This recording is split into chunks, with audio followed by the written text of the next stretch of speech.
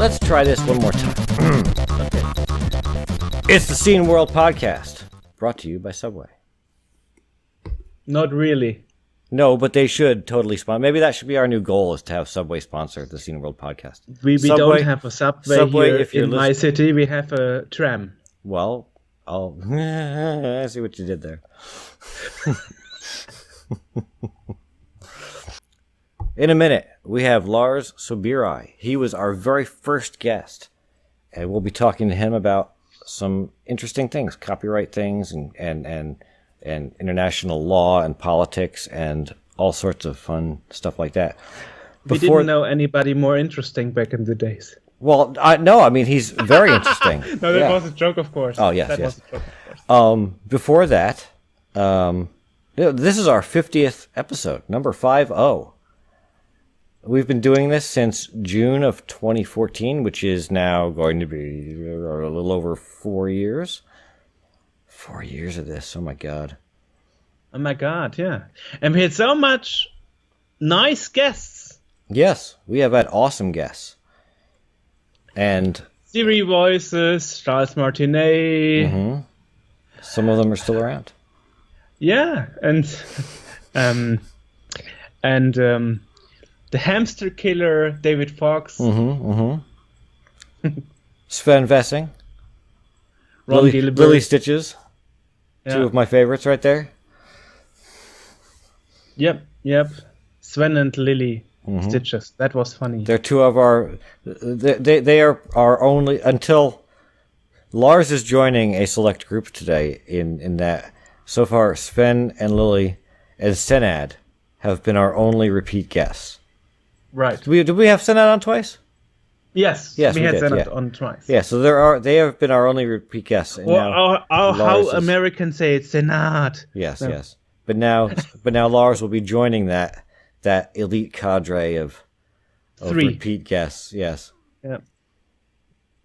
So yeah, like that's three what this is. Musketeers. Yeah. So that's what this is, and we could not think of anyone better to have for our 50th podcast than the guy that we had on our very first podcast. Also because, comparatively, 4 years ago, we were not as well trained in this as we are now. And so, listening back to the early podcasts, I kind of go, oh, when I hear certain things said or when I hear a piece of terrible editing. So, it's nice to kind of have a do-over. Nice. If you know what I mean. So, but we will not go like George Lucas and delete the old one. Yeah. No, we're not going to do that, or dub in new stuff over it. So that's happening in a minute. So news. What do we have happening in the world? We spoke today? about guests. And we also had John Draper, Captain Crunch, the old phone freaker as a guest. We did indeed have him. Yes, the second guy that I interviewed for the YouTube channel, and one of the early guys we interviewed about his recent activities, like his book for the podcast. And actually, 4 weeks ago, he released his book. Let me show you the book. I have it here. He's going to get the book. Yep. He's got the book. So, yeah. So this is the book. Okay. John Draper, on the front, on the back. Okay. Beyond the Little Blue Box by John T. Draper and C. Wilson Fraser. Did he autograph it for you? Huh? Did he autograph it for you? Yeah. Oh, he did? It's autographed. Oh, I'll be damned. Yep. I was a joke. I thought you were going to say no, but look at that. Yeah. Nice. Yeah. Nice, isn't it? And it comes with the calling card repro. Nice.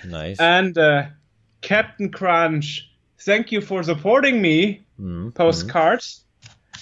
And a replica of the Captain Crunch whistle. Ooh. And this thing was always that he had to put the finger above the hole and then make a whistle. So let's see if that works. Still works. Look at that. Replica. Nice. So if there was still analog telephone network, I would have had a free call now. Anyway, so that's being out, and that's really awesome because he was talking about that for almost 10 years, that my book is coming out soon, and now it's finally out. I didn't read it yet, but I'm thrilled to read it soon. Awesome. And another thing is, we spoke about about Capcom re-releasing Mega Man and Street Fighter 2.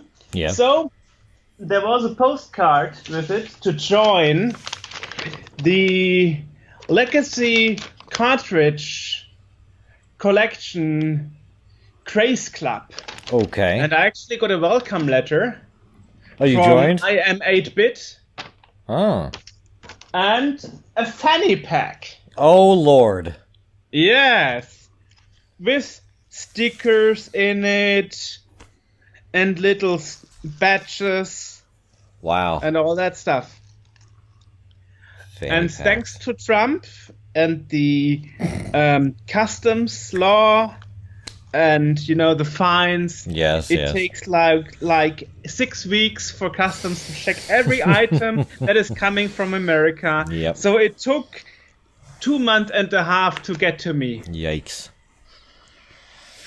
Thanks to your politicians. Yeah. Hey, my politicians. The customs workers have more to do, but of course they don't stack up the staff number. Right. So hey, just takes a little bit longer. And we spoke about the Jam FM. This is the second batch. Nice. And I just got mine on Saturday. I picked it up from the postal service, and AJ is getting his too. And we will try to support this for Scene World. Yes. And it comes with a little manual. So hey, cool. It's awesome. It's really awesome. I tried it already. Mm-hmm. It's awesome. It's freaking awesome. Nice. And that is why I wanted to make this a video podcast so I can show you guys the new stuff. Give us a close up of that. Yay. Oh, look at that.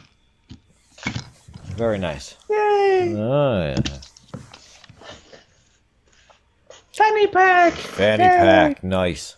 A couple podcasts ago, we talked to Lau Brex, who was working on the new mechanical keyboards for the 64.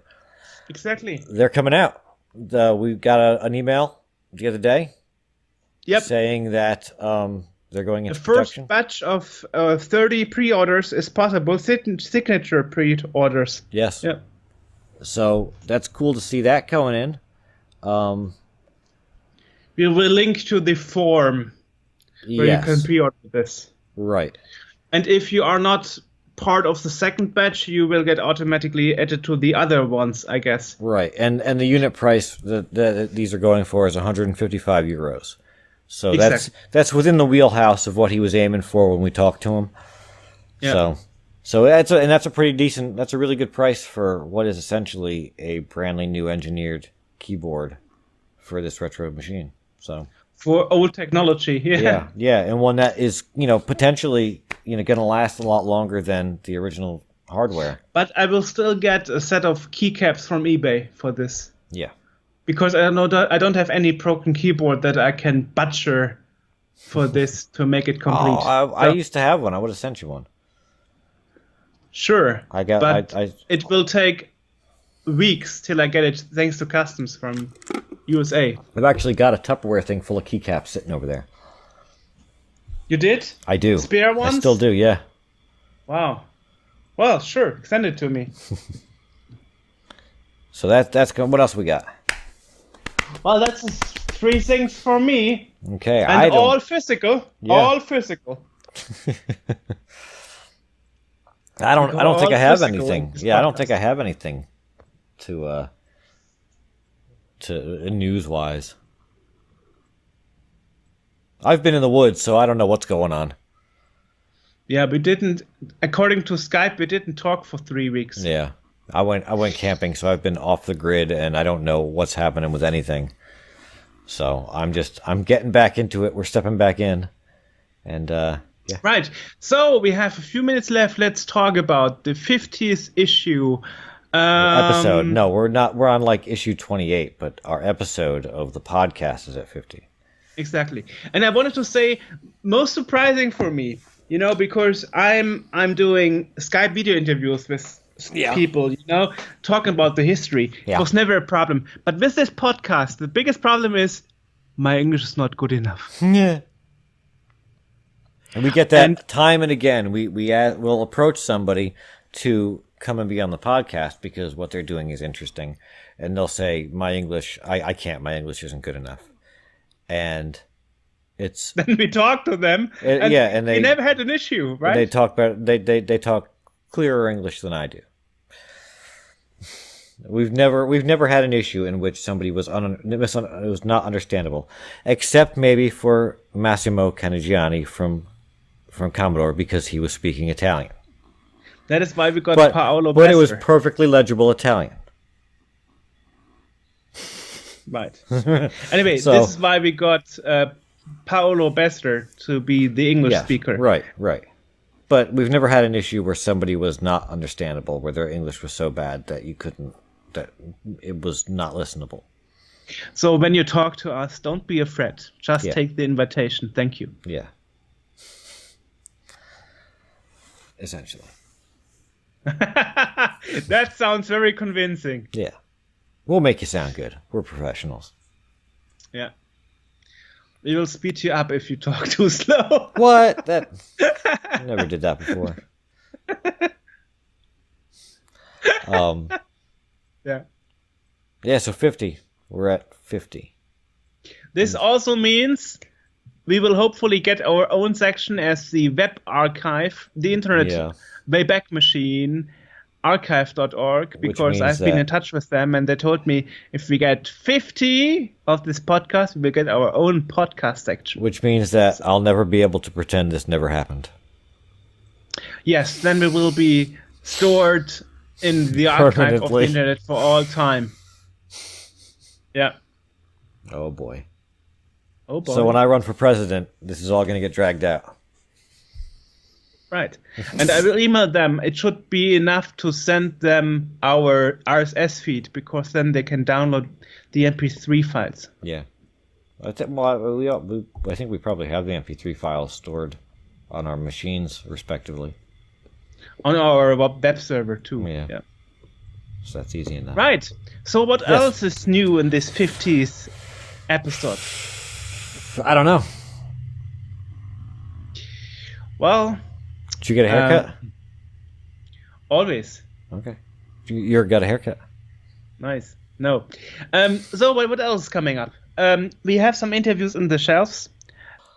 But right. Yeah, but now that we've done 50, we've got some more interesting things planned for the future. We can't really go into what they are just yet, but we've got some good episodes coming up for 51, 52, 53, so keep your eyes peeled. In reality, we already have enough stuff for 100. No. Well, that'd be nice. We are done for the next 10 years. Yeah, exactly. Yeah, now that we've done 50, we can just quit and go home now and take a nap. Like, that's it. We've done it. Just time to relax. That is how big YouTubers Sit back are with doing my it, delicious actually. Subway sandwich. That you are not drinking in the tram. Exactly. Well, this is so cheesy. This is so stupid, but that's okay. Right. Well, so if we don't have any more news, Lars is hanging out right over there, waiting to get started. So let's go and discuss some interesting stuff with him. So you said there's a lot of stuff to talk. Yeah, so welcome back to the podcast. We're going back to the beginning. Number one, the first one that we did way back in, I don't know when that was, 2014, was it? Yes. Yes. June 2014, so almost exactly 4 years ago. Right. So Lars was our very first guest way back when.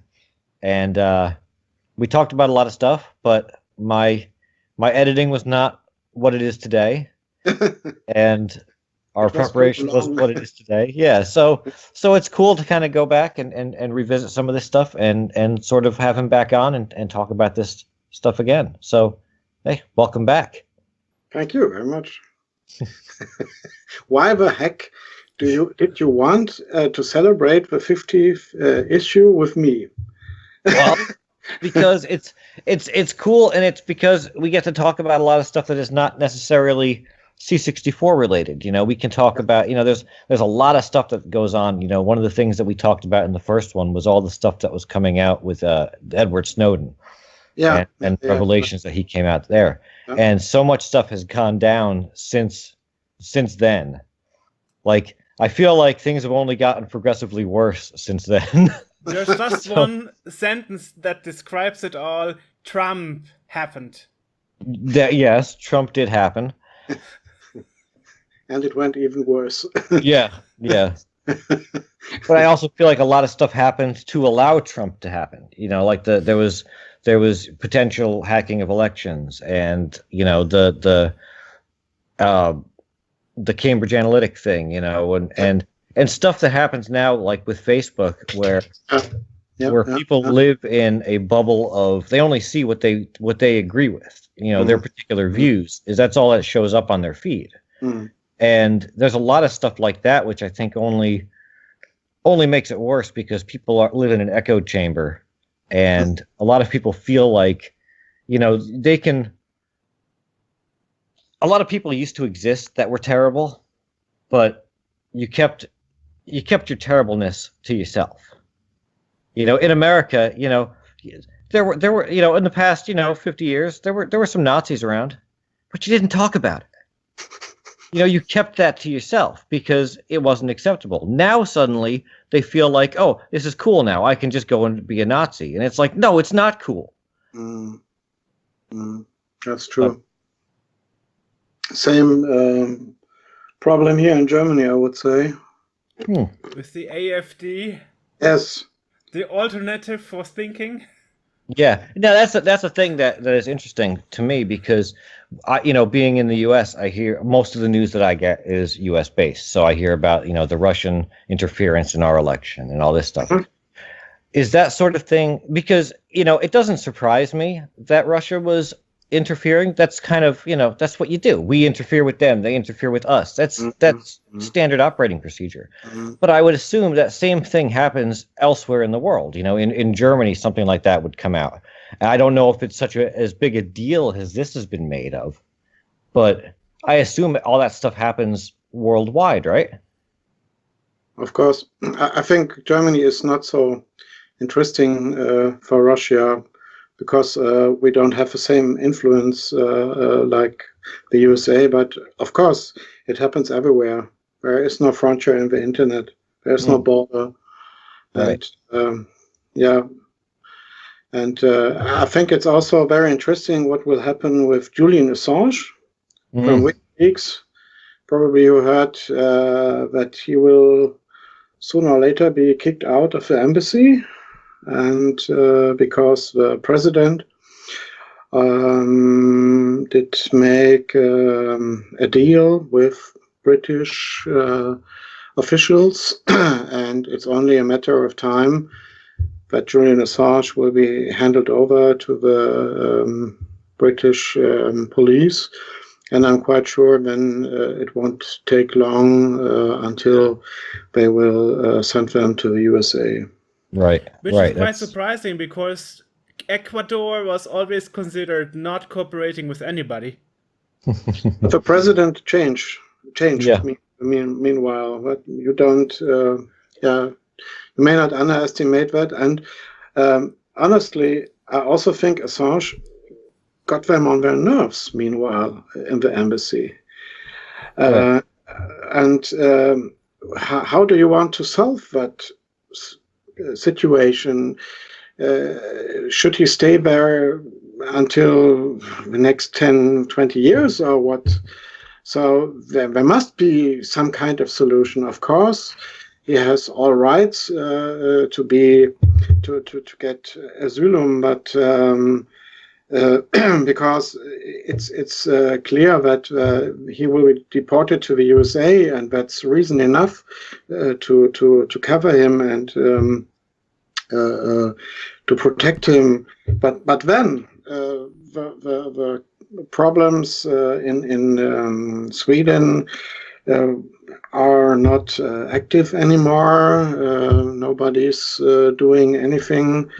And the only thing Great Britain, the only reason, the official reason they have was he had a date and he flew to the embassy and he didn't show up, and that's all. But that's a lot of years ago, and so normally it's not the reason to send out police cops in front of the embassy and wait that he's coming out. And, right. Now, what would they?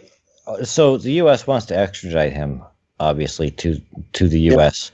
Yeah. But now, what charges? That's what always kind of struck me as strange, because, I mean, you can, because he's not Julian Assange is not American.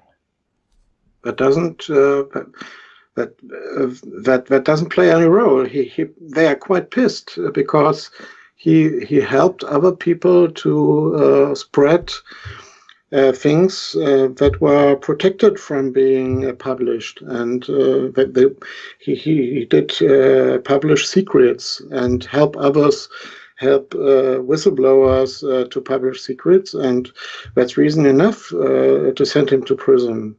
I don't say that it's correct to do so, but they will argue that in that way. Mm. Yeah, see, that strikes me as he will stay for 15, 20 or more years in the jail. Oh, I'm sure they try to put him away as long as possible. Yeah. It seems arrogant to me to say this is a person that is not American, who is in a different country, and okay, he published some of our state secrets, and therefore we have the right to go to wherever he is, bring him here, and put him in jail for that. It feels super arrogant to me as I guess, as a nation, to think that we'd have the right to do that. But that's just, Joerg keeps saying I'm the only reasonable American, so. Well, and Oliver, of course, our yeah. It's your bad influence. Yeah. My bad influence? Yes, yours. There must be a reason. Yeah. We talk to everybody. Yeah. And it's the same with Kim.com. Right. He's also not coming from the USA, and he didn't break any law in New Zealand. Mm-hmm. So, what's the matter? Right. Yeah. Right, and his big thing was that he is innocent, even in American law point. Right. Well, he said, but Kim.com's thing was he ran a file sharing service, which people used to pirate movies and music and all sorts of stuff. Yeah. And so they're going after him, this dude that ran this service, and charging him because, it would be really difficult to go and catch everybody that used the service to do this. So they're going to go after this dude who ran it, saying that he is inherently guilty, therefore, of piracy and everything else, which, again, is one of those things that feels super kind of, I don't know, arrogant and grasping at straws almost. There's there's a whole other rabbit hole to go down with him, which is how, the media is not, they're not dealing with new technology very well. And we saw this with the VCR. They wanted to ban the VCR because they were afraid that, if you could record TV shows, then no one would ever buy the things, and the same thing happens with music now, and no one really gets the whole, I don't think people are losing money too much by piracy, essentially. A bit, but not. It's one of those things where much like how the VCR changed things and the DVD changed things and whatnot, you have to adapt to new forms of media, and you have to adapt to the way that things are done, rather than just trying to sue your way out of a bag. I think Kim.com became a pain in the ass because exactly at the moment when they busted him, he planned an own music service. You know about his video with that great song, Mega Upload song. He was also not singing but speaking, and he had a lot of contacts, very good contacts to American top musicians, and he told them, "Hey, come with me, split up with your recording company. We will offer your music here in my mega box. Should what's the name? And we share the revenues from the online advertisements, and you will get the half of everything, and not only a piece of cake, like in case of the music industry." Right. And I'm pretty sure that people in Washington said, "Hey, that's a real big problem that's coming to us. There is somebody who is destroying our, I don't know the name. Was heißt Geschäftsmodell? Our business model. Business model. But yeah, he was shortly before destroying their business model, exactly. And if that's possible, maybe the movie industry is the next one, or porn industry, or whatever, and it would change everything. And I think Kim.com has done one big mistake. She shouldn't pose in any videos. He does it all the time. Yeah. Look how rich I am. I have the biggest boat, the fastest car, the prettiest girls. Yeah. And there are other shareholders which have been a lot of more dangerous for the US American market. And they didn't do the same like they did with Kim.com. Why? Because he was present everywhere. All right. Pirate Bay, for example. And he showed everyone, "Hey, watch, I'm rich. I've done it, and I give a fuck of the system." And everybody could do the same. Yeah. And I guess that's a problem, that they really felt fucked up. And when the idea with the Amiga box became public, they had big fears. And why did they have to use machine guns or helicopters? I know. It's so ridiculous. They used Secret Service to break encryptions from Skype to lock chat protocols, which isn't allowed, and such stuff. Normally, you would have done that for a person who's responsible for murder from 100 and 1,000 people, and not from some fat German doing business with the music industry. Sorry, but luckily he had a panic room to escape to.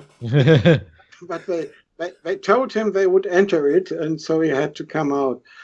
But if you are just waking up and you hear, right.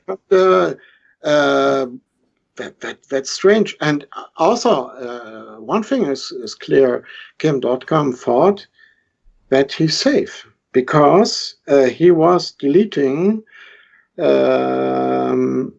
He was following the DMCA, the Digital Millennium Copyright Act. So that means if you are a rights holder and you can say, "Hey, there is link XY, it's infringing my copyright," and you have to delete it. And they did delete very quickly, I heard. I'm here in Germany in contact with several anti-piracy companies, and they told me, "Hey, Kim was one of the fastest deleting those files." And everybody thought, okay, as long as I comply, and if I delete the links, nothing could happen.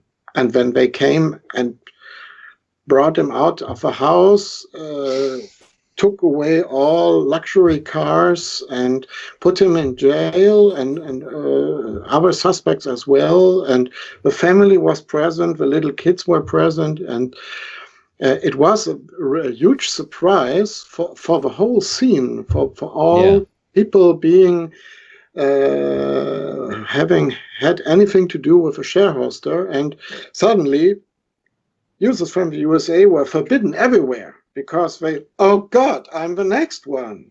If it could happen to him, it could happen also to me. And but I think that's exactly, they wanted to send out a signal. Hey, don't think that you're safe. Right. We get to you. And I'm pretty sure it will take up to a year until we definitely know if they may deport him to the USA, and I'm afraid they will do. I'm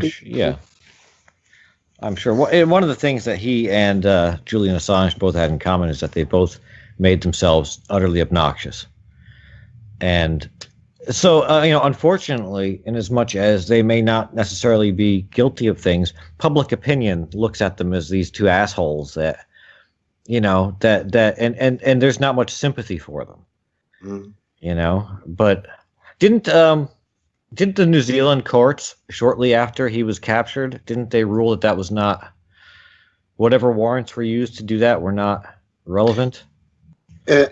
Yeah, he also got back most of his money and his luxury cars and all the stuff. But he's still not allowed to leave New Zealand. He has to go to the police station once a week and to say, hey, I'm still here.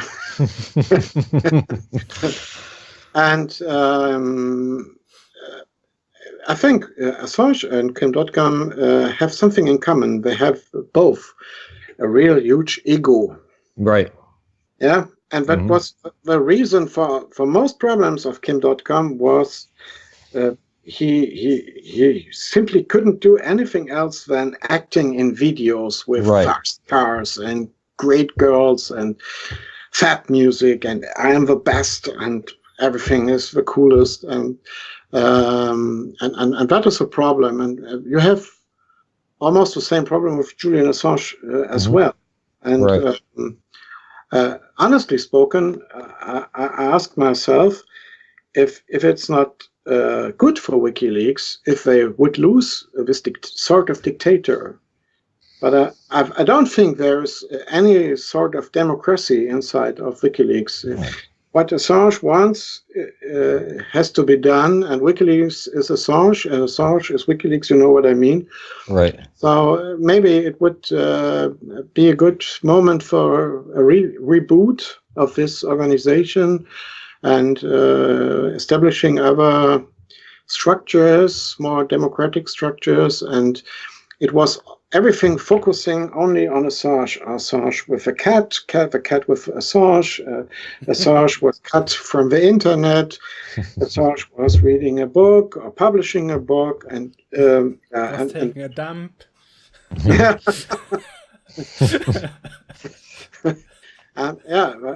That's a problem. Okay, he would have the same problems in the USA as well, but it made it easier to go afterwards him. And I think Kim.com wouldn't have made the raid. Other shareholders didn't exist so much shorter, and they didn't have any problems after all. So it could have been a big difference. But I know Kim a little bit. We've never spoken personally to each other. He wanted to log on into my illegal BBS in the early 90s. And I was a system operator, and it was a long time before internet did play any role at home. You had internet access in the university, and the army had it, and that was all. And it took many years in the 90s before anybody could log into the internet. And then he logged on and wanted to have full access. But I heard bad rumors about him and kicked him out. You didn't tell the refs. And then in the neighborhood, all those other people distributing illegal stuff had visitation from the police.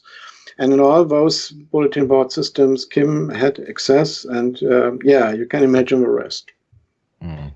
So I don't know what is true, but exactly at the time when Kim.com wanted to have access to all good bulletin boards in Germany, some weeks after, they all have been busted. And Kim was living in Munich. He was coming from the Navon part of Germany, and he was already living in Munich. And in the meantime, he tried to connect to the Chaos Computer Club, but they didn't want him. And in Munich, he was driving himself a real huge bulletin board system, and he was maintaining an own consoles group, a release group called ROM Kits. Maybe you have heard about it.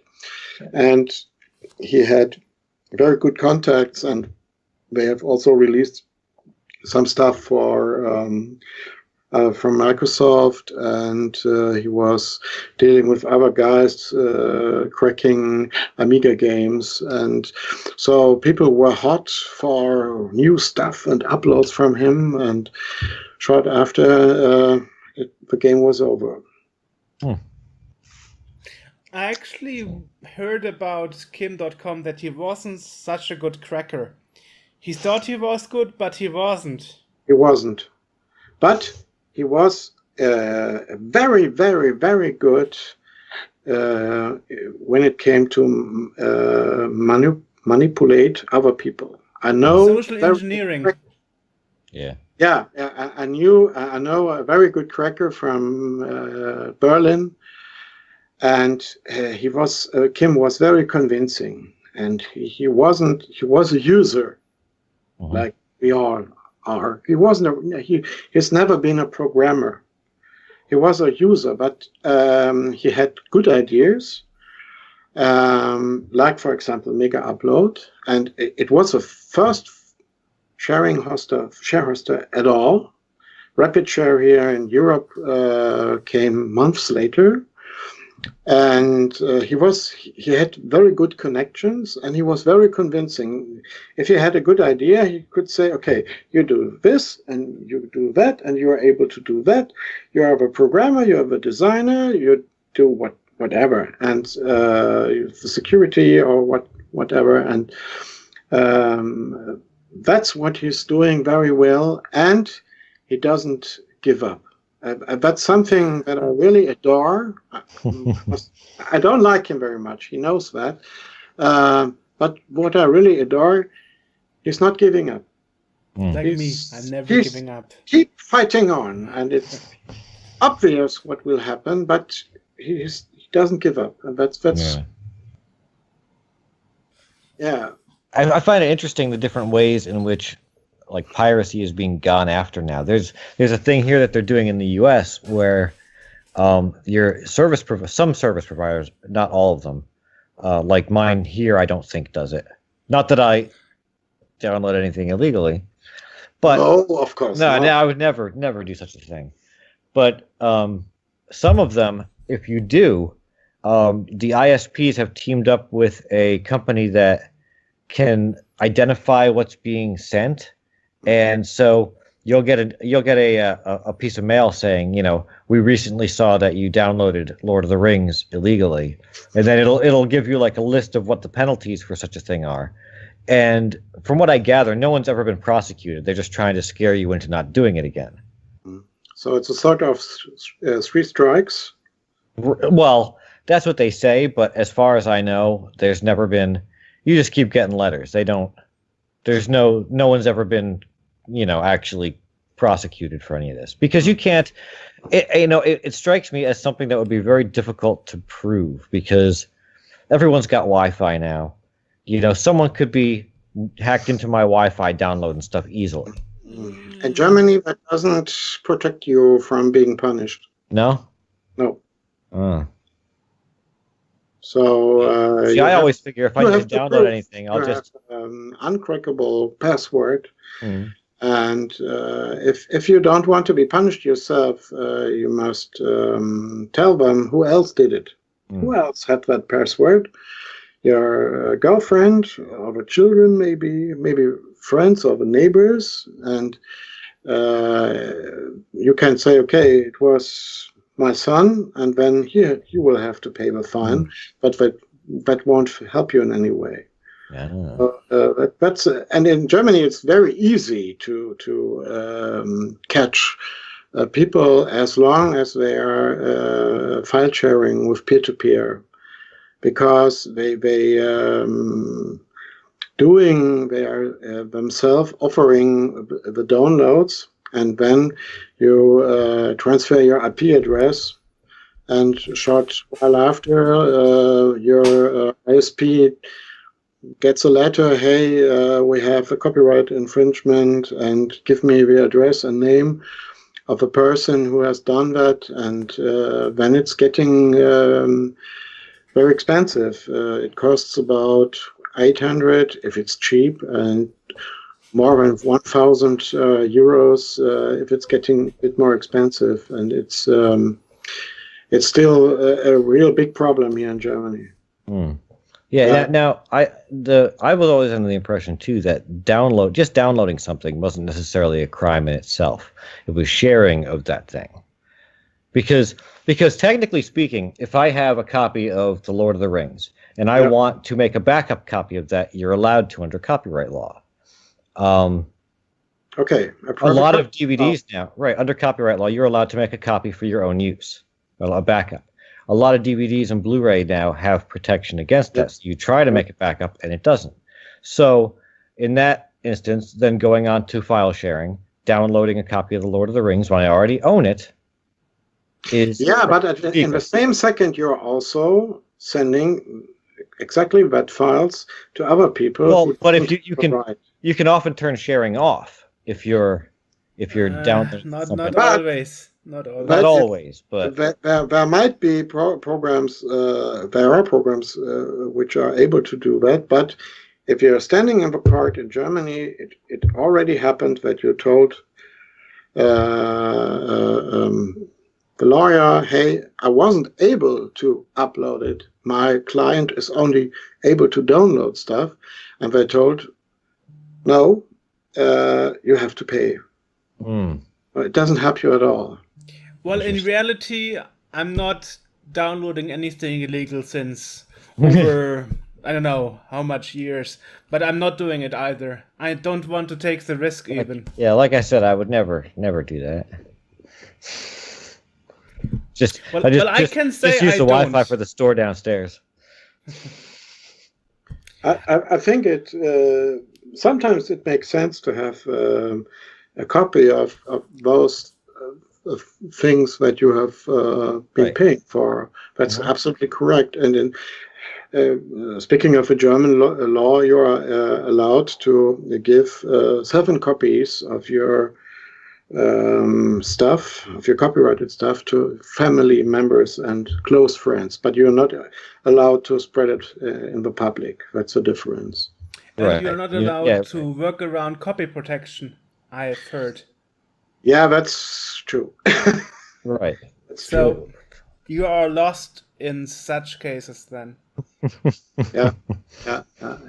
And again, it's one of those things where the entertainment industry just they don't quite get it, and they're fighting it rather than trying to figure out a way in which they can continue to exist and profit. Well, I think Netflix did a good way. Right, yeah. I'm a fan of Netflix. Yeah, it's not expensive. It's a good flat rate. Yeah. Yeah. I think the best method against piracy is to offer good legal choices. Right. If you have the option to buy a good product and it's not too expensive, people will buy it. There's no doubt about it. Look at Spotify, look at Netflix, and so on. And not a single service of that is from the movie industry or from the music industry. Most music files being downloaded is from a computer distributor, Apple, Right. and Amazon. They never had anything in common with music. And Netflix has begun in the USA by sending DVDs by post to the customer, so you have landed. And many years later, they built up that streaming subscription service. And I'm also a big fan because it's really cool. Yeah. I have good voices. Nobody in the cinema is standing up right in front of a camera. Exactly. Right. You have no problems with the sound, and I don't need to watch the newest movies from the cinema. There is so much good stuff out there, which is a bit older. I don't miss anything. Mm-hmm. I'm here and there watching at streaming websites, but most things that I consume are TV series and movies from Netflix. Yeah.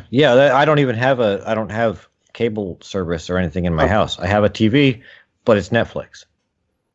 So that's everything that I watch on there. That's it. Which TV is also struggling. They haven't really figured out how to adapt to this new stuff.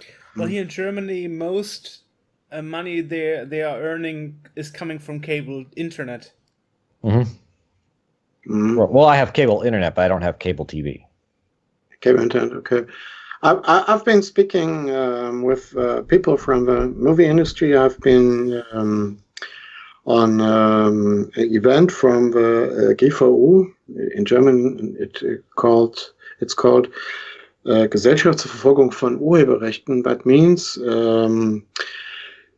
they are for the customers are companies from the music industry, not music industry, mostly movie and games industry, and now also books, and they are hunting the pirates. So to make it a bit shorter, and they had a big conference with 500 people maybe. And it was very funny because the moderator didn't show up because they had fog, and he could use his plane. And so they asked me, "Can't you do it for me?" I was present as a guest, not a moderator, and our topic was how to convert pirates to consumers. And the room was full. I don't know, 300 or 400 people mostly from the movie industry, and of course lawyers and anti-piracy companies and people from the police and such stuff. And then I was discussing with other people, and then I asked to the crowd, "Hey, we have the internet, you have movies, why the heck isn't it possible to fucking sell the new releases by the internet?" "No, we can't do that, it's impossible." "Okay, why? Tell me. I want to understand it. Really, honestly." "Yeah, we have treaties, and we cannot break those treaties because the industry has the exclusive right only to show new movies in the cinema for maybe 3 months, and then it is allowed to distribute those movies later by DVD and Blu-ray, and then months later it is allowed to buy the rights for the movies for TV companies. So it can be distributed and you can watch it on the TV.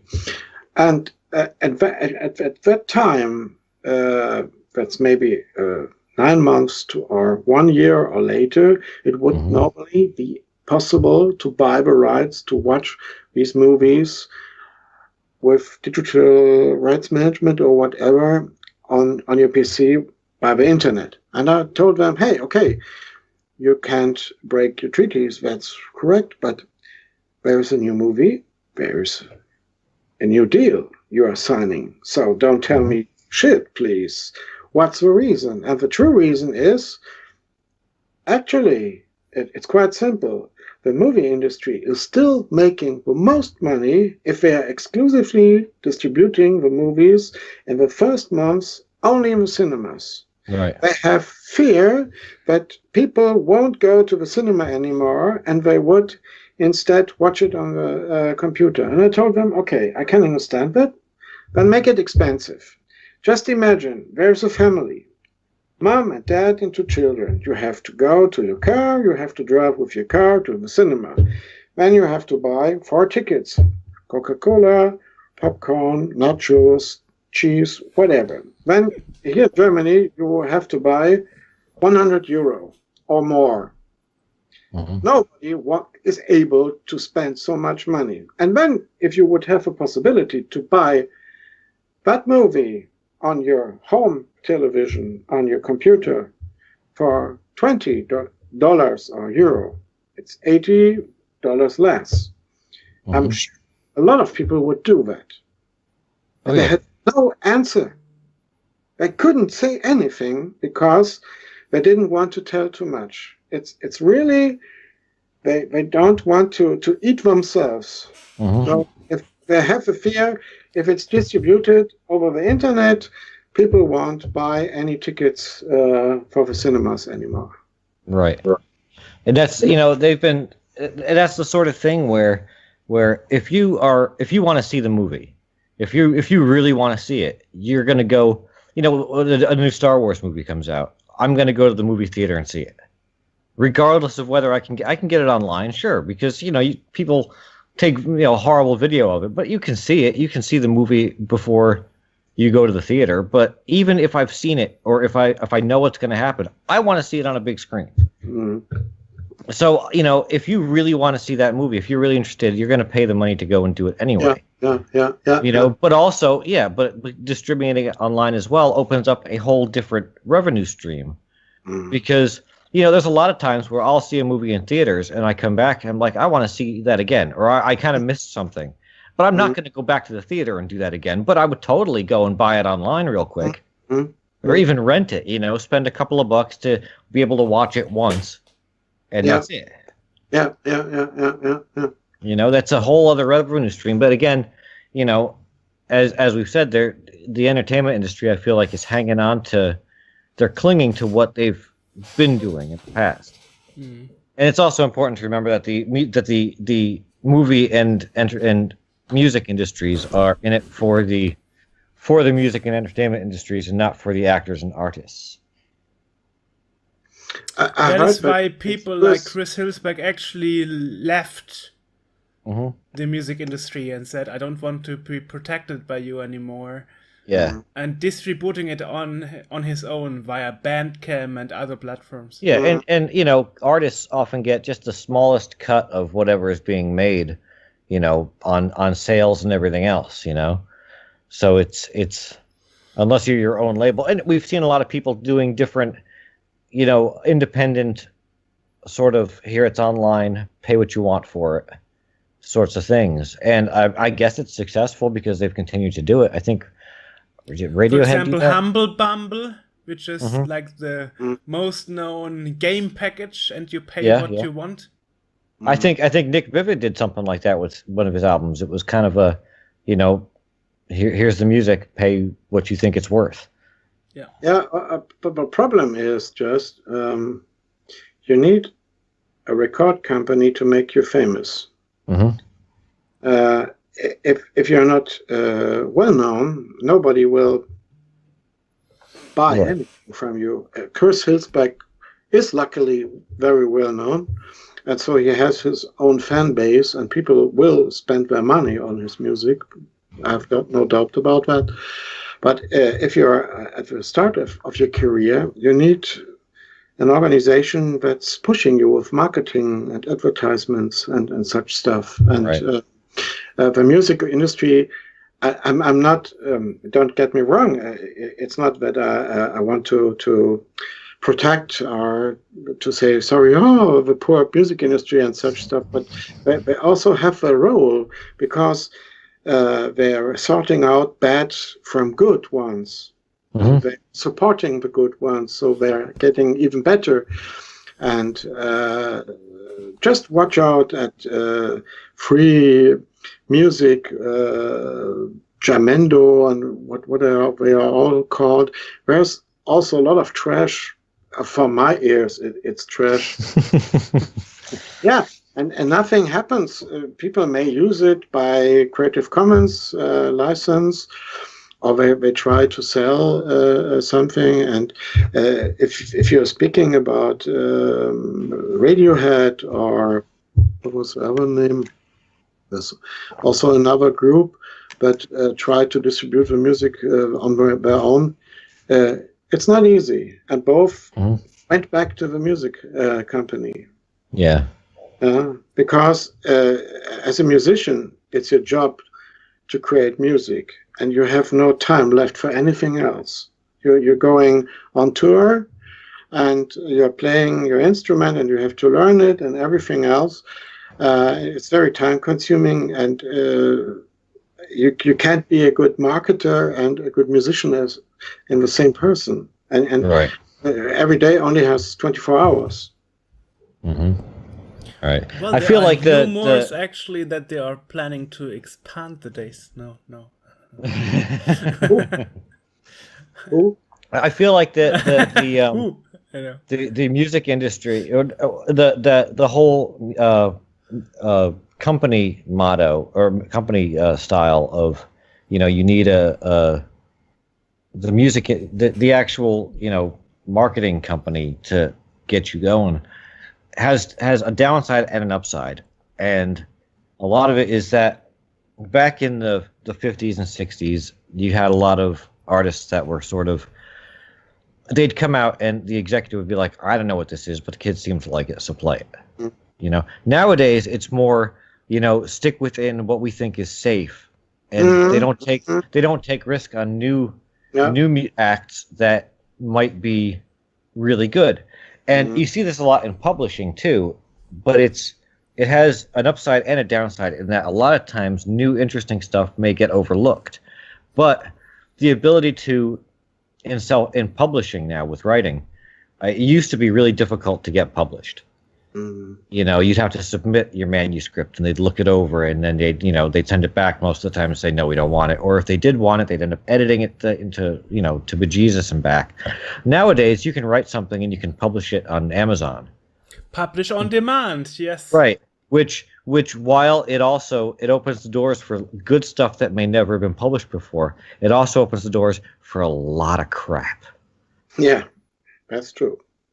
Because any schlub can do, can write an album, or, make write a book, which is garbage, and just self-publish it. And it's tough now. It's tough to wade through that. It's tough to sift through the trash and find that one little shiny gem that may not have made it before. That now has. Yeah, that's true. So I feel like a lot of this stuff sort of still needs to evolve into something else, because it really, we're sticking to an early 20th century model for a lot of this, clinging to it. Last week I actually read that for the first time the music industry did sell more music digital than on audio CDs. Really? Well, yeah. By streaming. Yeah, I don't doubt that. That's and that's and again, if I like the artist, if I want to, I've been buying things digitally for a while, and while you can download it for free places a lot of times, if I like the artist, then I'm going to go and spend the money to get the album online, because I don't have a CD player, and I don't I don't have anything to use with this anymore. So having an actual physical CD isn't as important to me as it was back in 1995. But yeah, still, if you really want it, if you support the artist, you're going to spend the money on it, rather than just leech it for free and be like, I really like, Pink Floyd, but I'm not going to spend the money. They don't need my money. Well, it's not like digital music is expensive. I mean, I know it you isn't. know, depends. I mean, I can buy a piece of music for €1 if I'm lucky, you know, and it's a lot easier than just click on download than going through converting and drag and drop it to iTunes, then connecting my iPhone, then copying it to that. Yeah, well, iTunes, it's $1.99 per song, I think, if it's popular. And like, I don't know, if you can't afford $1.99 a song, you got more problems to worry about than downloading that album. That's true, actually. Yes. But I also see a trend going back in a way. You have this lot of crowdfunding and Kickstarter, Indiegogo, and a lot of games releases, music releases actually have a physical reward. So you get a box on a CD. Well, some people that's still important. Like that's important to you. You like to have the physical thing. I know. For me, most of the time I couldn't care less. It's just more stuff to take up space in my house. So I don't care about the physical reward too much, having like an actual, disc or something. I don't care. But a lot of people, they still like to have that, that shelf where they can have their boxes and whatnot, that nostalgia, which, something like that. But also with the crowdfunding, as you're saying, that sort of is the next step, like the kind of evolution that I'm talking about to the next thing, because with that, most of the money that's going to be raised will go to the person creating, the artist or the writer or the programmer or whatever, rather than to, it's going to go to you, the game designer, rather than to Electronic Arts, who will then pay you a bit of that. I feel like that's kind of like the next step that has to be sort of made in all these industries, where we kind of kick around everything else and start getting what people want to be made. But you may also not forget that it's not cheap to make a crowdfunding at Indiegogo and Kickstarter. And also, I've been publishing an ebook on my own, and with Amazon, and it took me one of the good ones. It was a good one, yeah, of course. And it took me half an hour to find out that Amazon would not get 70% of the revenue, and I should have 30%, and then I asked some people, hey, what can I do? What makes a difference? And now I think Amazon is still getting 60, and I'm getting 40%, but I don't know exactly. But the standard revenue system is really Amazon is getting 70% of every cent that you earn, and that's fucking much. Yeah, that's the dark side of this new revenue. Well, have you had books published like in the old model? No.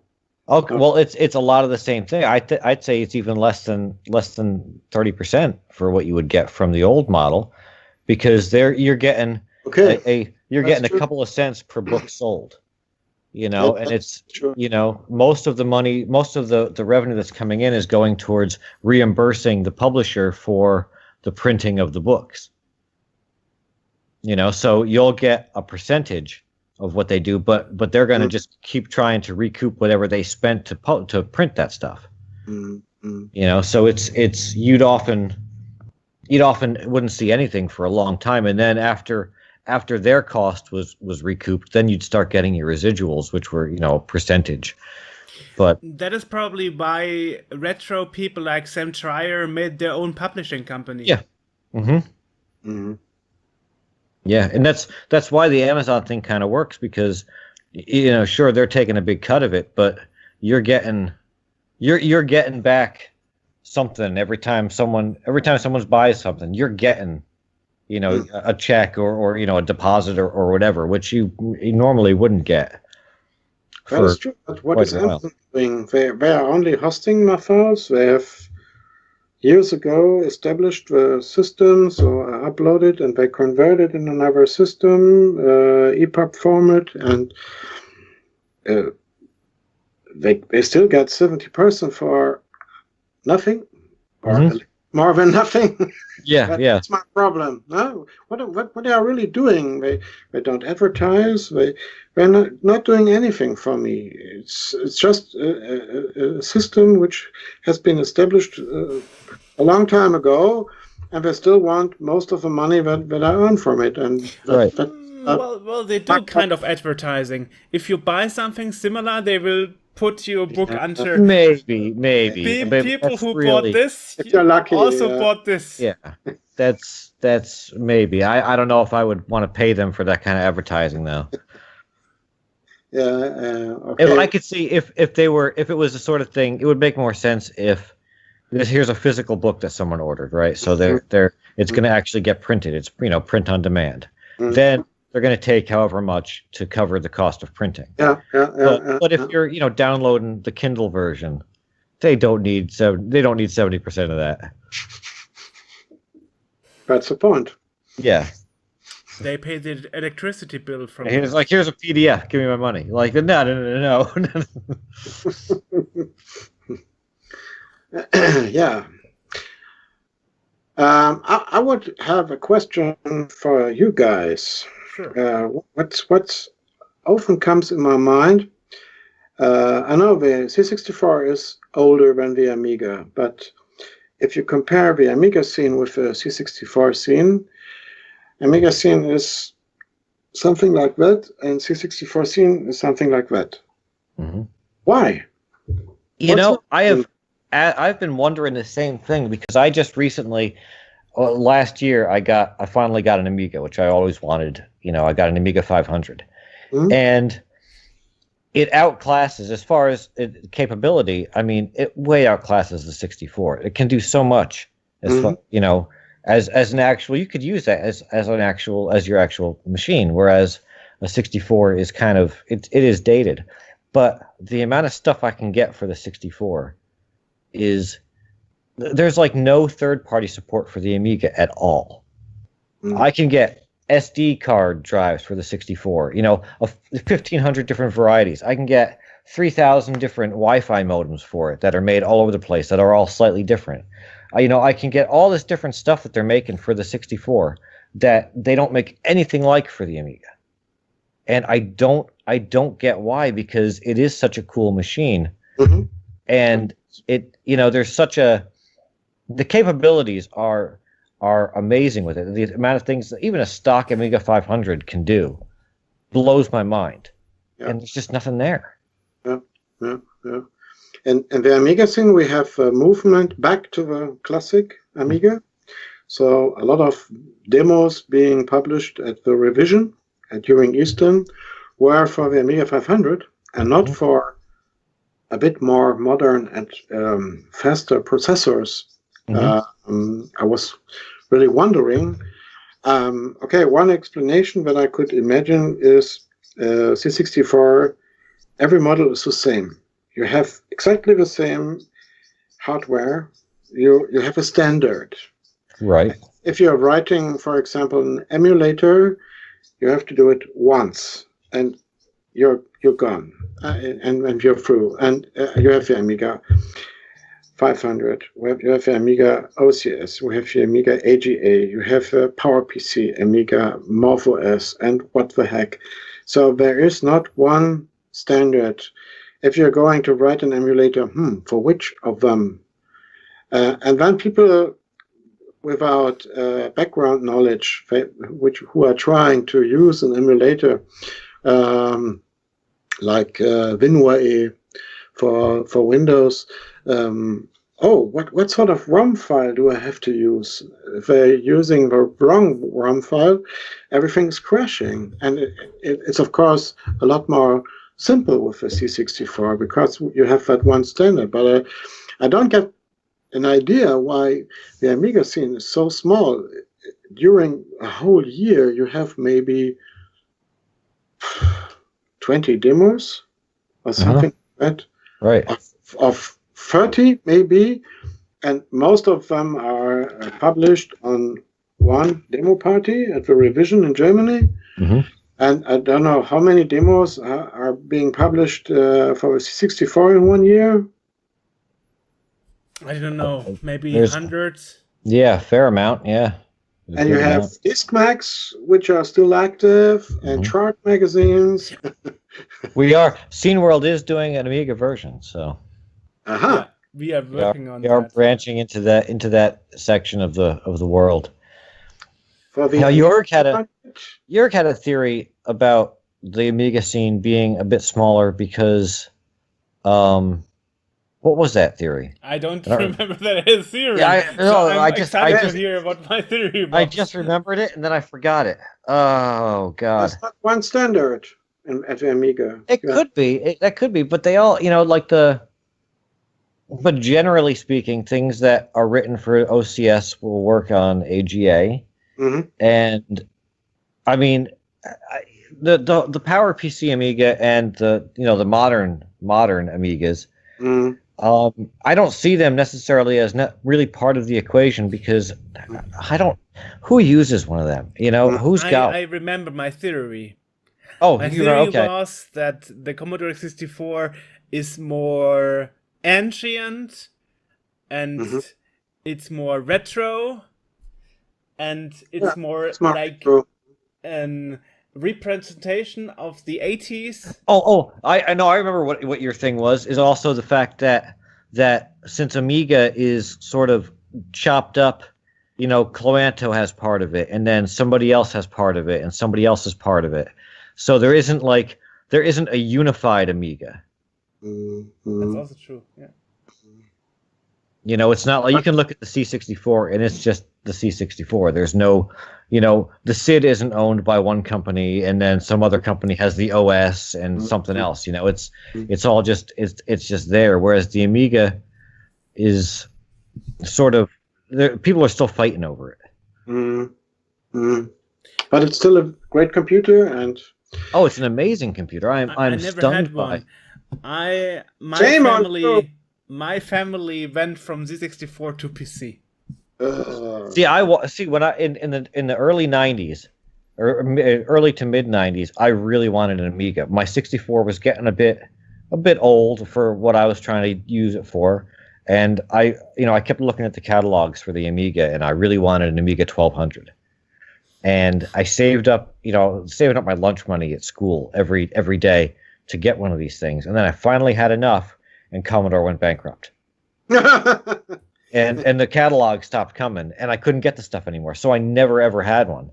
And then last year, somebody sent me this Amiga 500, so I finally got a chance to sit down with one.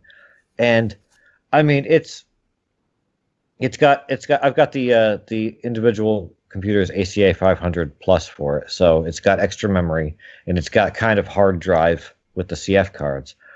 So, but I mean, just a stock, 8 megahertz machine, an OS 3.1.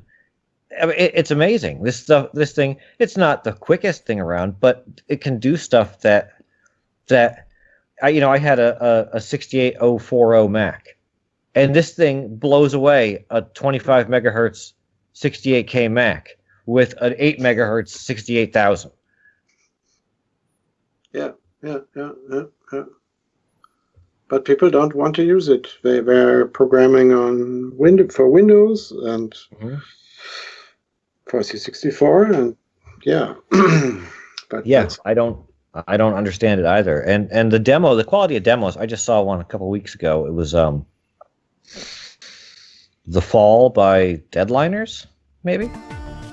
Yeah, Deadliners and another group, Lemon Point. Yeah. And it's for an OCS Amiga, and was amazing. It was a excellent, amazing demo. And because a lot of times I look at some of the demos that are made on the Amiga, and I think to myself, I could do this on a C64. It's a lot of the similar effects and whatnot. Yeah, of course. The Amiga was capable of so much, and that's one of the demos that really kind of highlights what it can do. Games, I feel like that too. People are saying these classic Amiga games. And then I play them, and it's like, well, this feels like a port of a bad DOS game. Like Like the Amiga is capable of, 4,000 colors or something, and we're using 4. And it feels like a lot of the games did not take advantage of what the machine could do, which is a hugely missed opportunity. Actually, PC could do more than 4 colors. It was 256. Well, I'm being farcical, but just saying. But yeah, there's a lot of stuff that I feel like we're kind of missed with it. Like it could do, the machine is capable of so much, and a lot of stuff didn't take advantage of it. And I don't understand why. And now they are finally making a Wi-Fi modem for it, which is cool. I got one of those, but the wealth of stuff you can get for the 64 just is not matched with the Amiga, and I don't get it because it's such a cool thing. I think it would be a cool idea to produce an Amiga 500 with maybe 20 great old popular games and to sell it like Nintendo has. Yes. Or like the C64 Mini just for the Amiga? Something like that, yeah. Yeah. But with really cool games, not shit, but not those the garbage games that you would like to remember of. And, right. I'm sure a lot of people would buy that kind of stuff. It was also, it's also the Amiga in the U.S. was not that big. The 64, and in fact, I know the 64 was hugely popular in the U.S., but when I was younger and I had one, people would ask, what kind of computer do you have? And I was a Commodore 64. Nobody had any idea what I was talking about. Which is, in retrospect, I look back and I'm like, how did nobody understand what this was? Because this was like the best-selling computer in the world. And nobody had... I know why. When I spoke to Commodore workers, they often told me that they never had any advertising. They were engineering the Commodore 64, they were engineering the Amiga, but outside in the world, they didn't see advertisement for their own products they created. Right, but I would have thought that at least some of the people that I knew would have had one.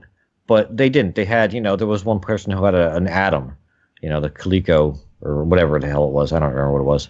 Other people had, PC compatibles. And in school, we had Apple IIs, terrible Apple IIs that, didn't have the upper and lower case. If you wanted to, you type, it's all uppercase, and you hit the shift and the letter. It just showed that it was an uppercase letter by reversing it. Okay.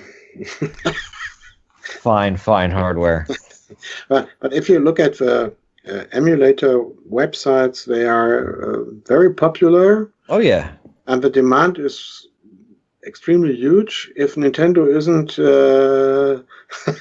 yeah, and what you said before about the emulators being more difficult, that is true, because I can download Vice and get a disk image and just double-click the image, and I'm playing a C64 game.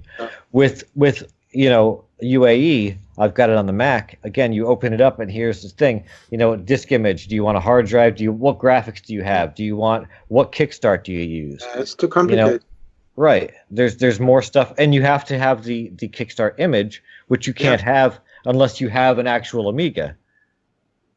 Oh, you theoretically, yeah, you can get it, but you're not supposed to. But you weren't doing filtering anymore. Okay. Right. Yeah. So there's some barriers to people maybe using that. The diskmag scene on Amiga is almost dead. We have only one charts magazine, like I said, called Versus, and now 2 Casino World 2. Everything else is dead, and maybe later Scene World, and then we have one other rear view diskmag from Spaceballs, which is coming out here and then, and everything else is dead. There is nothing anymore. In former times, we had 4, 5, or 6 active diskmags coming out each 3 or 4 months with high quality articles, and a lot of them you had to offer 60, 70, or 80 well-written articles if you wanted to build a good reputation for a diskmag. and it took you a long time to organize all that stuff. I don't have to tell it to you because you're doing it on your own. You wanted to have a good title picture, good musics, people writing things for you. You wanted to have top of the edge news that nobody knew before, and it also everything is costing a lot of time, and I don't know why, but with the internet nobody is caring anymore. But sorry, it isn't the same to read a poor discussion or on a forum from C64, or if you read an article from a diskmag, but Right. nobody's caring anymore. Right. You also wrote an article for our last Scene World issue. Yeah. Thank you for that again. Yeah. Welcome. You're welcome. There is something about reading things on a disc mag that is just kind of, it's nice. I don't know what it is about it, and it's strange because I don't really read Scene World because I don't often look at things that I've done. But well, we are still the only disc mag running in a web page. Yes. But see, again, we're trying to make it more accessible because I don't know that everyone would want to actually fire up an emulator to do it and learn how it works if you've never done it before. Right, but yeah, I don't know why the 64 is flourishing. Whilst maybe it's just a matter of it needs to get a little bit older, because it seems like the 64 was kind of the same, and then suddenly there's been an uptick in the last couple of years. So maybe the Amiga just needs to get to that age, and then it'll pop up there too as it becomes more retro. I don't think so. No, because if you compare the music, you have typical chip sound, and Amiga music will never sound like that. And you have restrictions with resolution, which is quite low, and the number of colors and such stuff, and it's still a lot. Of course, it's getting older as we are doing, and there has never been a change of generation because, okay, like for example, Lemon, the demo that you have been speaking about, it's been coded by Dan of Lemon, and it's the same person. He just took a break for, I don't know, 10 or 15 years, and then he gathered with other people in Facebook groups and began to discuss and heard news, and hey, I could develop an effect once again, and he began to be interested again. But we are also getting old, having family, children, a job, and such stuff. But the Amiga, I don't know why we have more problems, and I also think it's not the same retro feeling.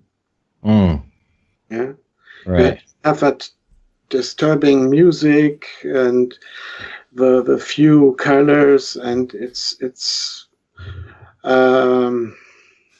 I don't know how to explain. I think there may also be a learning curve too with some one of the things, the BBS scene currently is sort of kind of exploding again. There's a lot of activity on some BBSs that are Telnet connected. Okay. And I've been on some of them for about a year and a half, maybe 2 years now. And one of the things you see is that a lot of people are new to this. They're younger people. They just got a C64 and they're trying it out. They got the Wi-Fi modem, and it's like, they're exploring this thing for the first time. Mm-hmm. But again, with the 64, you can get the machine, you can get, an SD card drive and your Wi-Fi modem, and you're good to go. Whereas with the Amiga, there's more of an investment because you need to get the machine, you need to get the OS, you need to find, a lot of times a stock Amiga isn't gonna really cut it for what you want to do, so you got to get the little, extensions and stuff.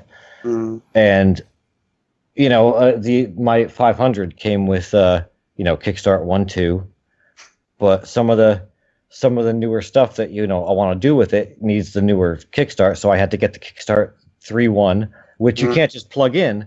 no, you have to like put it in and then run wires between different things because it's a revision 5 motherboard. And, there's a lot of stuff like that I'm willing to sit down and learn it because I really want to, discover it. But the casual person that is just getting into retro stuff might not want to learn this stuff just to play, Agony.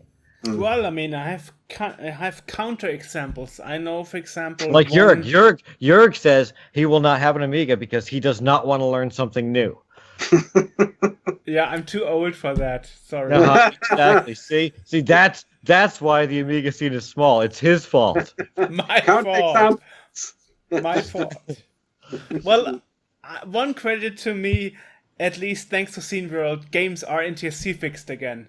Because suddenly there's an American market and everybody sees it, Yeah, well, we started with Scene World 18 years ago. Everybody was like, there's no activity in America, Canada, whatever. We don't care about them, And well, that's partially internet, too, because, back then, everybody sort of had their own little... NTSC existed in NTSC, PAL existed in PAL. We didn't really interact much. Now it's just sort of 64, and you have NTSC guys, you have PAL guys, and we're all sort of collaborating. It's way easier to do that because I don't have to call Denmark or something to get on a board, because everything is telnetted. I can do it. There's no phone bill. There's, or I can just go on to the internet. Yeah. Right. Or exactly. You just go on to, I can talk to Joerg on Skype and it's like he's sitting in the room with me. Except that, I can actually just turn it off and he's not sitting in the room with me anymore. If he was sitting in the room with me, I couldn't get rid of him. Yeah, it's very hard to get rid of me. I can confirm, right. Yeah. But so there's a lot of there's more of that with the 64, I feel now, which is why there's a lot of NTSC stuff being worked on because you sort of feel, and the Amiga wasn't huge in the US. Yeah, that's true. It was really big in Europe, and over here it didn't quite pick up steam.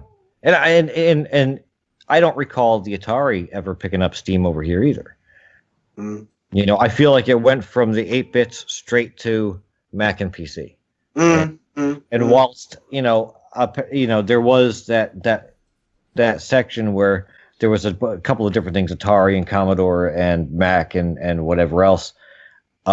I never. This is the first, when I got my Amiga, that was the first time that I ever actually touched an Amiga or saw one in person.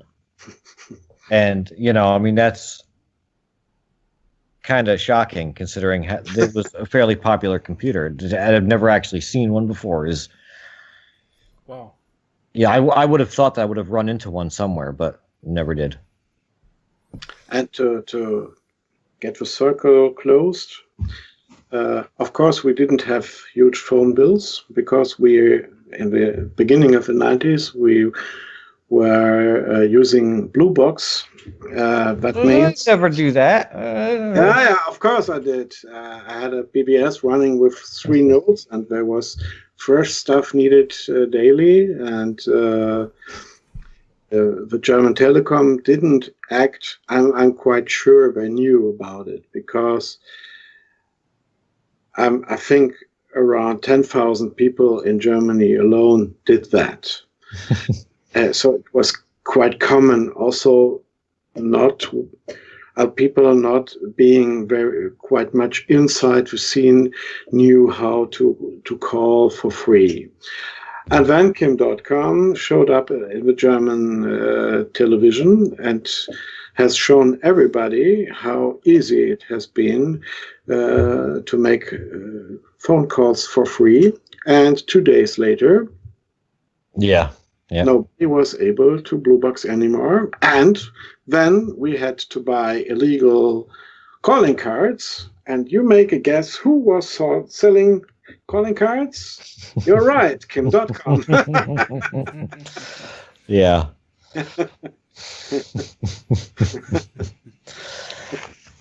Speaking of which, I heard Gully.com, the big German piracy gray area portal, is being rebooted. You wanted to tell me about that. You said you would talk about that in the podcast. Yeah. I don't know how interesting this is for retro fans, but Always. Everything's okay. interesting that you talk about. That's why we invited you. Okay, thank you. Gully.com has been founded in 1998, so it's been quite old. And later, some years later, somebody has bought it and also got the name Gully himself. And then they have included masses of illegal links to file hosters like RapidShare or Mega Upload, stuff like that. So they had an area for music, an area for handy apps, not smartphone, that's too far away, and for Amiga and PC and whatever you can imagine. It was very, very huge. And in Europe, the right holders for a long time, didn't have an idea what was going on there. But if you have been searching for an illegal program, you are stumbling upon Gully. There was no chance not to see it in the results of Google. And in the year 2005, they've started an own news portal. So they had tech news on daily basis.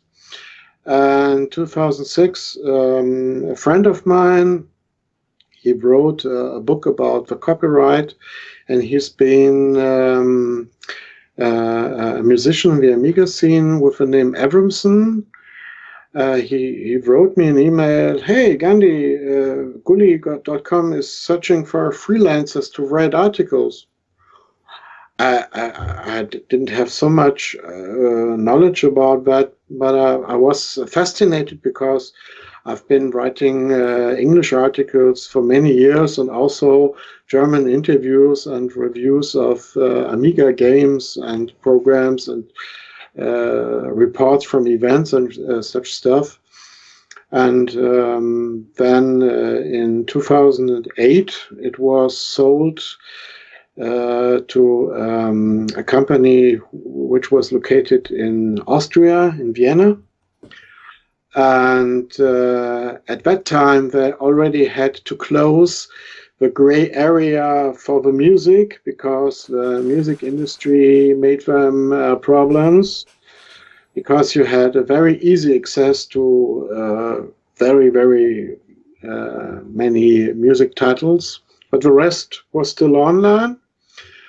And then some months later, after they've bought it, they decided to close completely the gray area with all those links to the share hosters, because they had two decisions.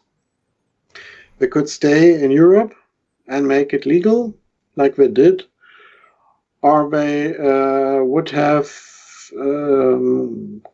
they told everybody we went offshore to organize it from Belize or British Virgin Islands or another mailbox company, which of course never existed, and to make it completely illegal. But that wasn't an option for the owners.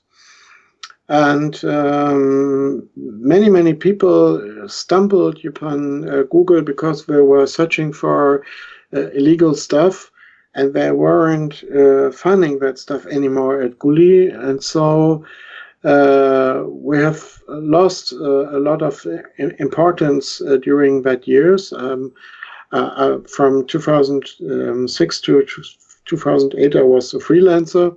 And then later I became the editor-in-chief, organizing a team of 8 people writing articles, students, people going to the school, writing for an own blog, having not much experience in such area, and have shown them and teach them and corrected their articles.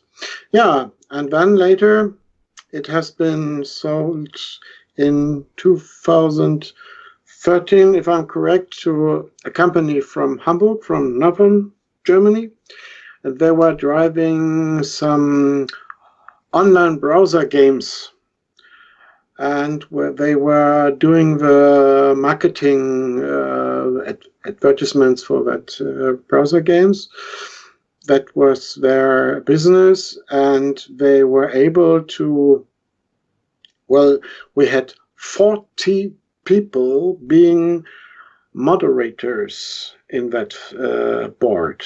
40 people editing everything which was not allowed to write, or where we could get legal troubles, writing private messages to people, hey, come on, write something else, that's not possible, what you're doing there. And once in a year, we all gathered and drank a lot and had a good time during one weekend. And the company who was owning Gully.com, they gave them food and everything for free. And that was their sort of income, if you want to say it that way. And then those new owners from Hamburg were able to split up with a complete team except 2 people, and then they had nobody anymore doing anything for them. So they had to ask their own people to correct what people wrote in the forum.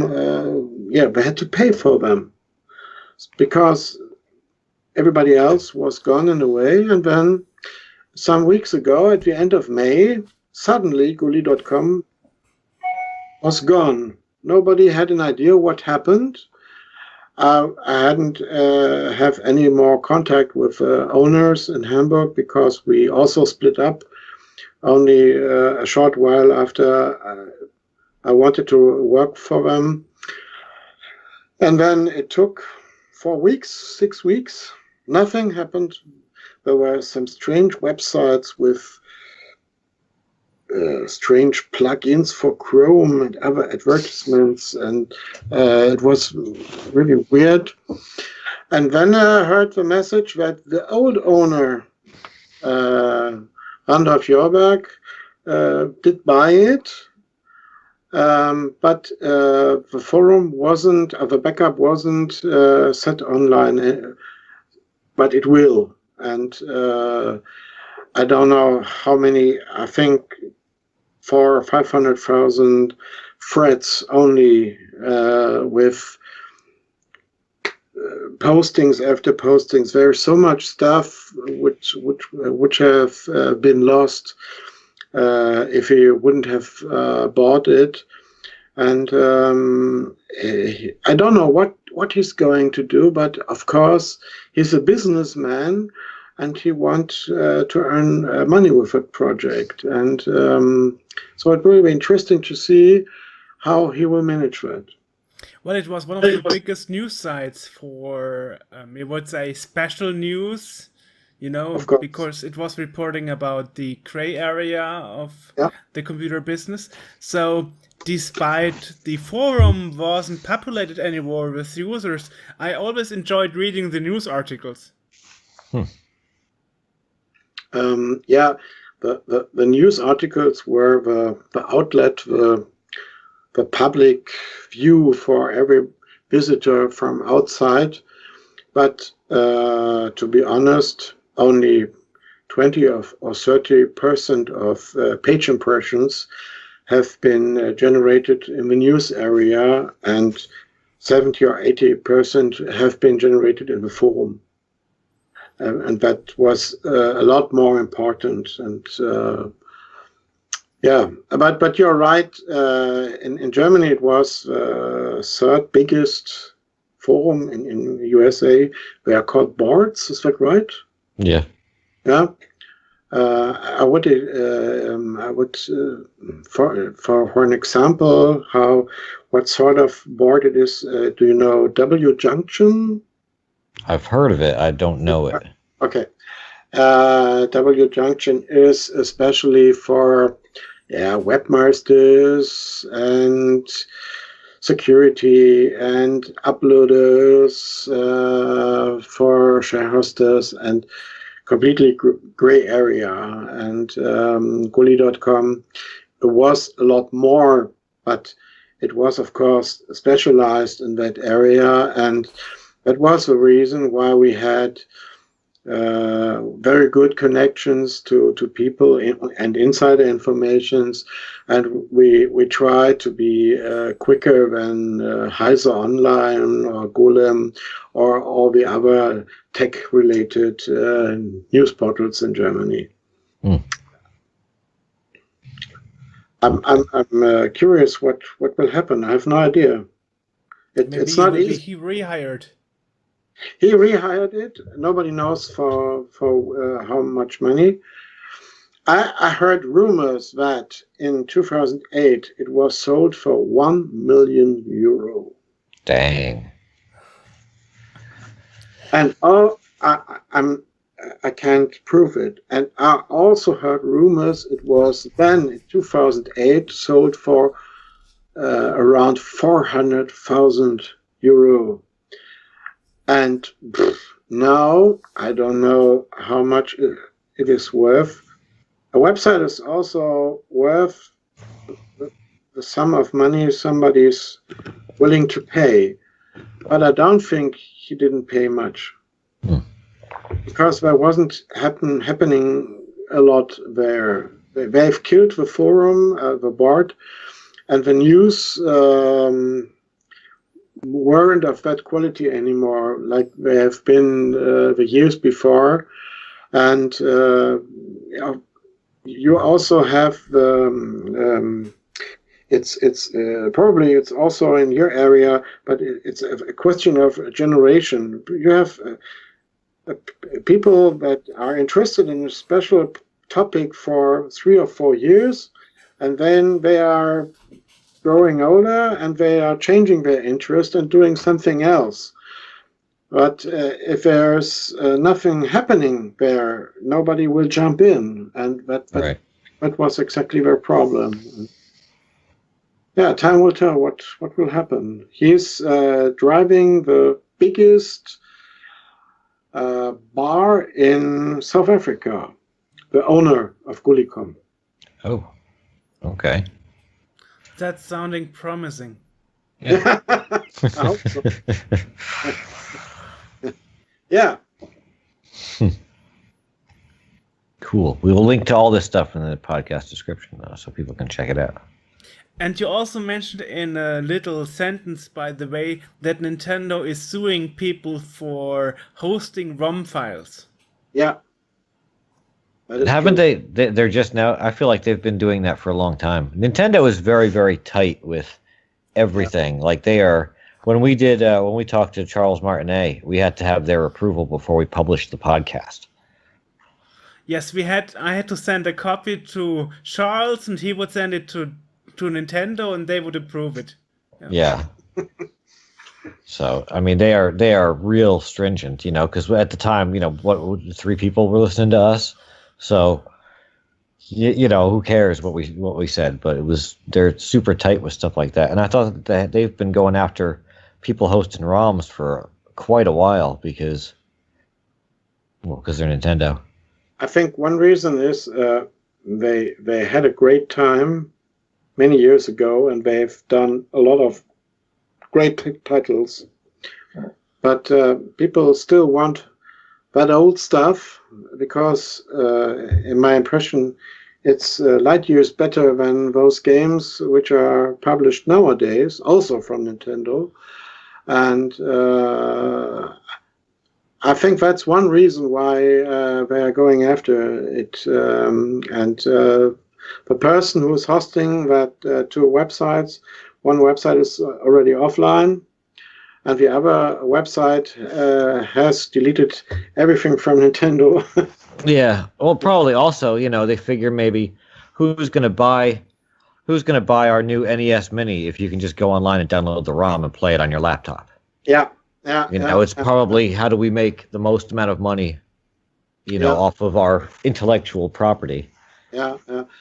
I think one huge problem for this person will be when it's going to court that he had a sort of subscription service. You could have downloaded games also for free, but you had a better speed and some other advantages if you were willing to pay him some US dollars every month, and that makes a big difference. It does, yeah, because it's one thing if you're just kind of giving it out, distributing, but if you're making money off of somebody else's stuff, then yeah, that's a.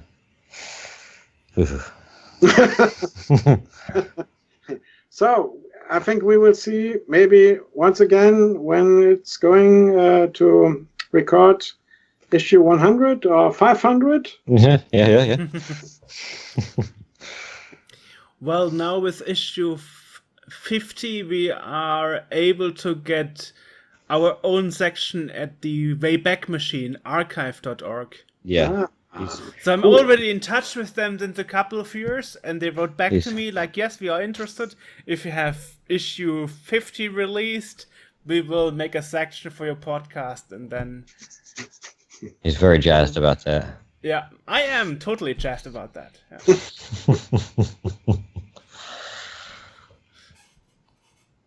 Okay. Yeah. Right.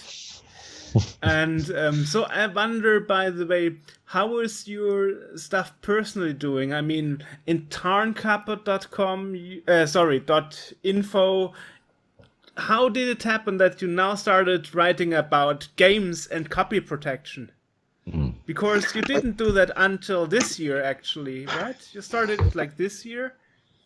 I'm sometimes writing about that topics if it has something to do with copyrights, and I'm not writing often about retro topics. That's true, but I thought, they want up to 100 million US dollars from one single person because he's been driving 2 websites.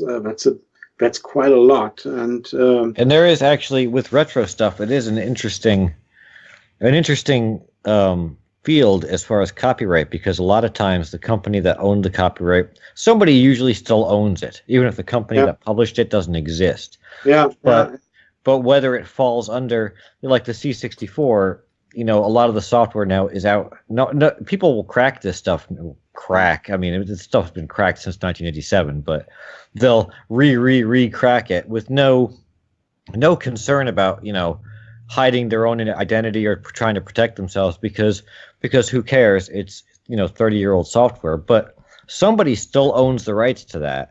Yeah. And technically, you're still pirating it, and they could theoretically come after you for it. That's true. Which, in the case of Nintendo, because right now Nintendo has this other product that they might lose money from piracy, they're starting to crack down. But there's nothing saying that we're not going to see that from Sega or from whoever owns Amiga, tomorrow.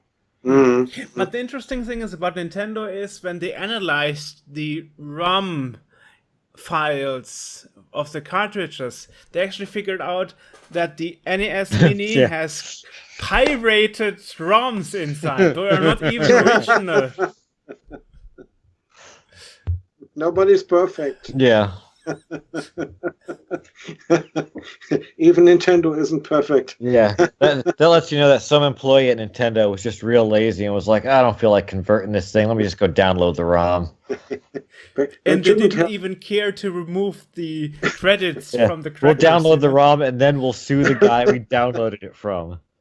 They shouldn't have checked your podcast so long. They should have checked the ROMs. Yeah.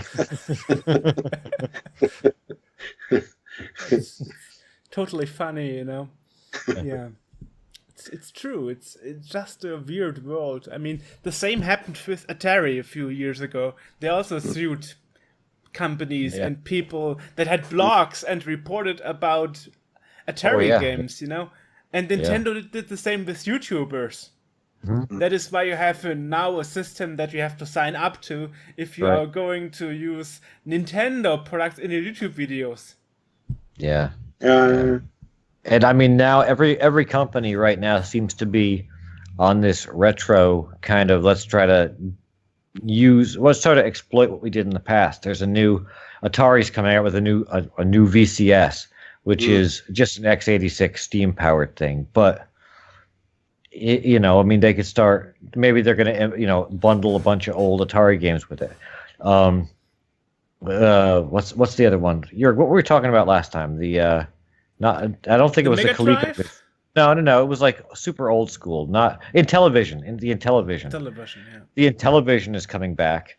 They're designing its own system. It's not going to be x86 based. They're designing like their own thing that's going to have like their games. So I mean, those 8 Intellivision games, which were awful, but are freely available online.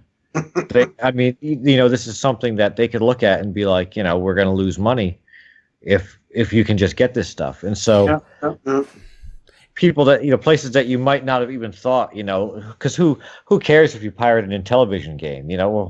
Those things were terrible, but now they're coming back and trying to make a new console, and they're going to start cracking down on people that are messing with this stuff. But what is it currently? Because I know it used to be 75 years for copyright, and I think it's changed. I think it's like 100 years. No, I think it's like 100. 100 years? I think 100 years.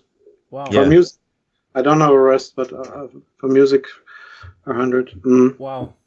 Yeah, I know for written material it was 75, but then it's 100, and that's assuming no one renews it.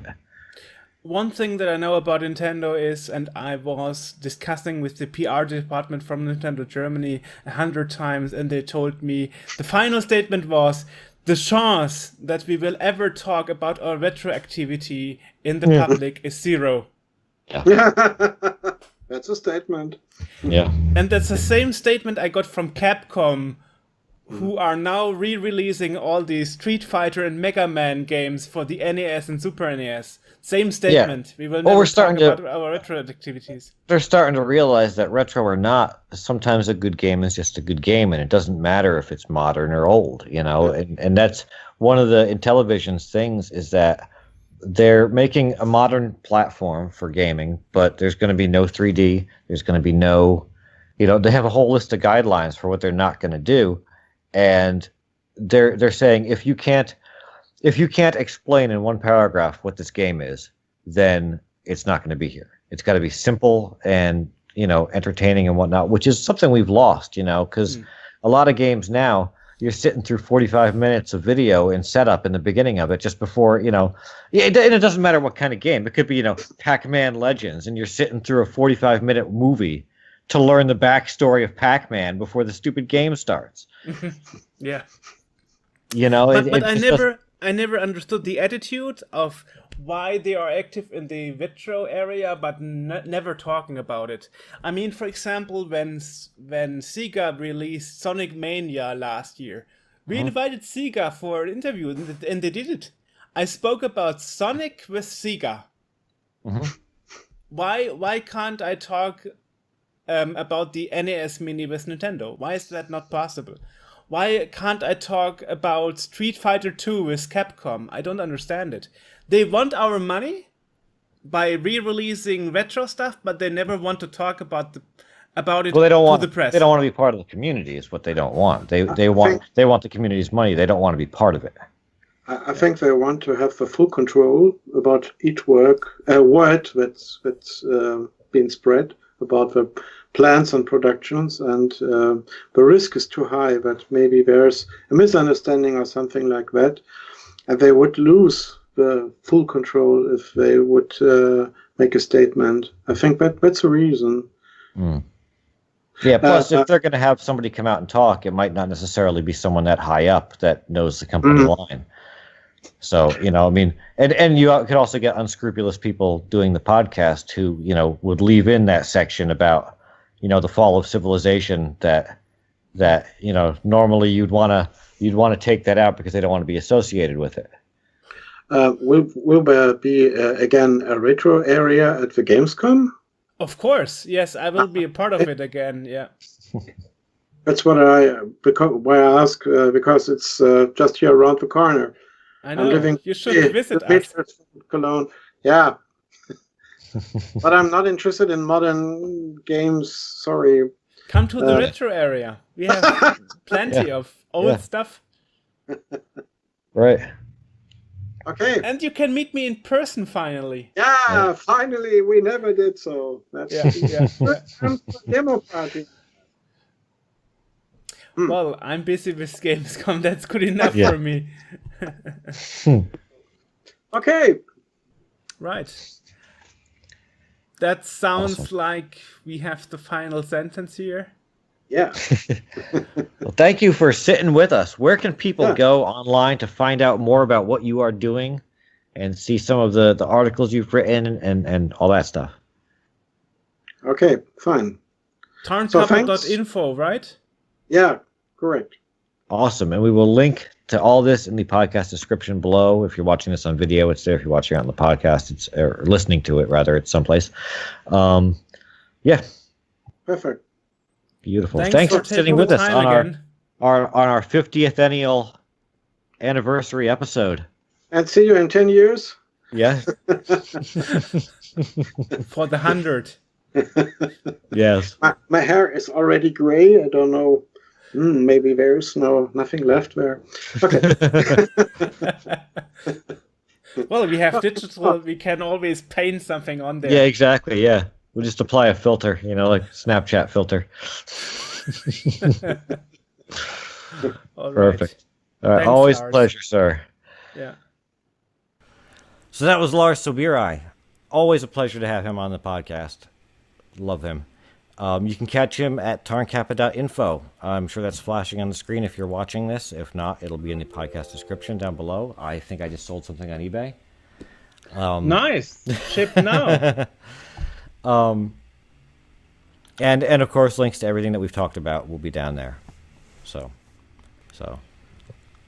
thanks for tuning in. Come back for episode 51. That'll be on soon. And nice. and we'll see how that goes. See.